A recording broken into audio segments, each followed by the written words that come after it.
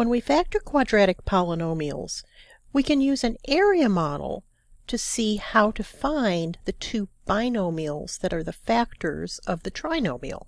When we multiply the two binomials, we use the distributive property, which we can also call FOIL. FOIL representing first, outer, inner, and last products that we use to multiply the binomials. When we multiply the first terms of the binomials, we get the first term of the trinomial, in this case x squared. Since the only way we could factor x squared is x times x, the first terms in the binomials are easy to find. When we multiply the last terms of the binomials, we get the last term of the trinomial, which is -5. In this case, there's more than one way to multiply two numbers to get -5. 5 times -1 and -5 times +1. We need to pick the right combination of factors of -5 that will give us the right outer and inner products of our binomial, and those need to combine to give us the middle term of our trinomial, which is -4x. If we choose 5 and -1 as the factors of -5, and then look to see what the areas of the other two rectangles within our large rectangle are, we would get 5x and -1x. Those do not combine to give us -4x. They combine to give us +4x. So that's not the right middle term of our trinomial. So let's try the other possibility. Maybe -5 is -5 times +1. So now what we have are the remaining areas of -5x and 1x, which combine to give us -4x, and that's the right middle term. So we now have the rest of the information to complete our two binomial factors. So x squared minus 4x minus 5 factors into x minus 5 times x plus 1. Now take a look at the four rectangles that make up our area model. There's a really interesting pattern that goes on with these models. Do you think you can spot it? Okay, let me give you a hint.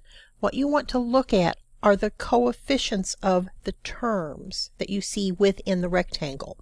So we have 1x squared, 1x, -5x, and -5. In fact, I'll color code these a little more so you can maybe see the pattern.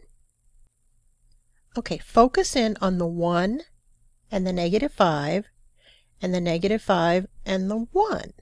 Do you think you see a pattern?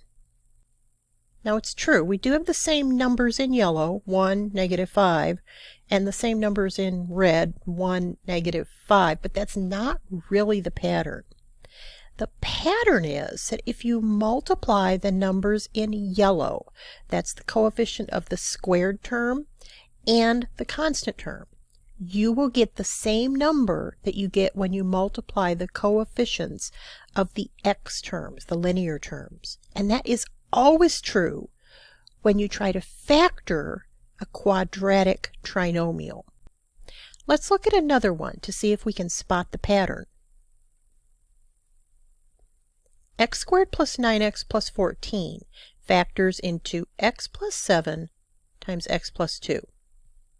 Now if we represent that with an area model, we would put x plus 7 and x plus 2 as the lengths of two sides of our rectangle.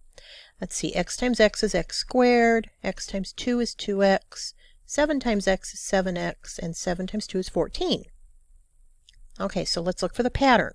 We're looking for the coefficients of the squared term, the constant term, and the linear terms. And in this case, 1 times 14 does equal 7 times 2. So see, the pattern still holds. Yeah, that's pretty amazing. Now here's why this is such a nice thing to know. We would also like to be able to factor trinomials like this one, 4x squared plus 16x plus 15. And we know that this one does factor into the product of two binomials. So we can use our area model to figure out the factorization. 4x squared would have to be the area of this rectangle in our model, and 15 would have to be the area of this rectangle in our model. So let's go back to the 4x squared. Something times something is 4x squared. That could be 4x times x. Could be 2x times 2x. So we've got more choices. Maybe there's more information in this model that will help us to figure out which choice to use. So let's look at those coefficients. We know that 4 times 15 would have to equal whatever these missing coefficients in the red boxes are. It may seem like it's not very much information, but it actually is really useful. Since 4x times 15 is 60, all I need to do is find pairs of numbers that multiply to give me 60. Well, that's 1 times 60, or 2 times 30, or 3 times 20, or 4 times 15, or 5 times 12, or 6 times 10. Okay, so the numbers within the red boxes, the coefficients of those linear terms, has to be one of these 6 possible combinations of numbers. I know that's 6 things that we need to sort through, but it actually isn't that bad. And here's why. Remember that the outer terms and inner terms that we multiply in our distributive property have to combine to give us the middle term in our trinomial, the 16x. So what we need to look for in our list of numbers, our list of products, is a product that when we add those numbers gives us 16. And that would have to be the 6 and the 10. So that means that the coefficients of those linear terms have to be 6 and 10, which would give us a 6x and a 10x as the areas of the other 2 rectangles. Now we've got all the areas within our model. We just need to look at those areas and figure out what the factors are that gave us the areas. So let's start with the first row, which has 4x squared and 6x in it. The greatest common factor of those 2 terms is 2x. If we look at the bottom row, 10x and 15, the greatest common factor is 5. If we look at the first column, 4x squared and 10x have a greatest common factor of 2x, and the second column, 6x and 15, have a greatest common factor of 3. So we've got it. We know what our 2 factors are. They're 2x plus 3 and 2x plus 5. Now the model is a great way to visualize what's going on. But let's see if we can factor this without using the model. Let's start by looking at the coefficients of the squared term and the constant term. That's the 4 and the 15. When we multiply those, we get 60.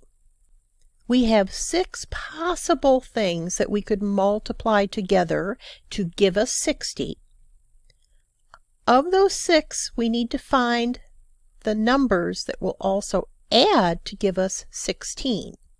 That's the 6 and the 10. Now here's what we do with the 6 and the 10.